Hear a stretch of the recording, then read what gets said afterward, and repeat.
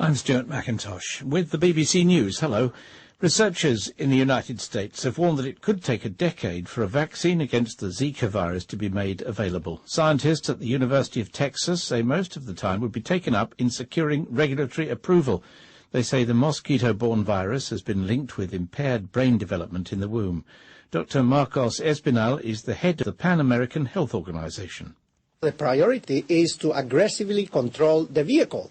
This is not Ebola. This virus needs a vehicle to be transmitted, and it's a mosquito. If countries pick up the garbage, if countries are educating people about covering the waters, containers, because that's where the mosquito breed, then they may be able to minimize massively the impact of this virus in women. Reports from Sweden say the country intends to expel up to 80,000 failed asylum seekers who arrived last year. The Interior Minister, Anders Ygeman, has reportedly asked the police and authorities in charge of migrants to organise the planned expulsions. It's thought they are likely to take several years to carry out. Sweden accepted a record number of migrants last year.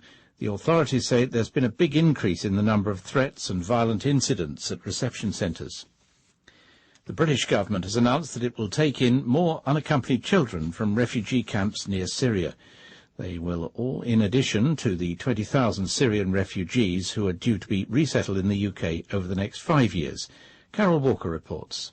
The government's been under pressure from charities and opposition parties to accept 3,000 refugee children as part of its response to the migrant crisis. Now the Immigration Minister, James Brokenshire, has asked the UN High Commissioner for Refugees to identify unaccompanied children and help to bring them to the UK. But they'll come from the country's neighbouring Syria, not from among the 1 million refugees who've arrived in Europe. And the government has not put a figure on how many it will take. The social media company Facebook has announced a big increase in earnings and profits, both doubled in the last quarter of 2015 compared to the same period in the previous year. The chief executive, Mark Zuckerberg, said the business was thriving. Dave Lee reports. You'd be hard-pressed to find a more content person in the whole of Silicon Valley. Mark Zuckerberg, fresh back from paternity leave, finds his company in rude health. This is the 10th time in a row that Facebook has exceeded investors' expectations for both growth and profit. And that success is down to the site being able to offer advertising that works on people using Facebook on their mobile phones. Shares rose by nearly 10% after trading on the expectation that things will only get better from here. The company is making big strides in new areas like video and virtual reality. You're listening to the latest world news coming to you from the BBC. Sudan's state media says the border with South Sudan is to be opened for the first time since the South declared independence 5 years ago. The decree by President Omar al-Bashir follows the decision earlier this week by South Sudan to pull its army back from the border and send a special envoy to the Sudanese capital Khartoum to promote the normalization of ties.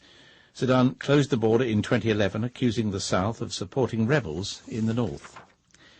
At least 3 female suicide bombers are reported to have been involved in an attack in the Nigerian town of Chibok, which killed 13 people. More than 30 people were injured in the blasts, which occurred at a military checkpoint and a market. Chibok was home to more than 200 schoolgirls who were kidnapped by militants from the Islamist Boko Haram group 2 years ago. 31 countries have signed an international agreement designed to stop multinational companies using complex tax arrangements to avoid paying tax.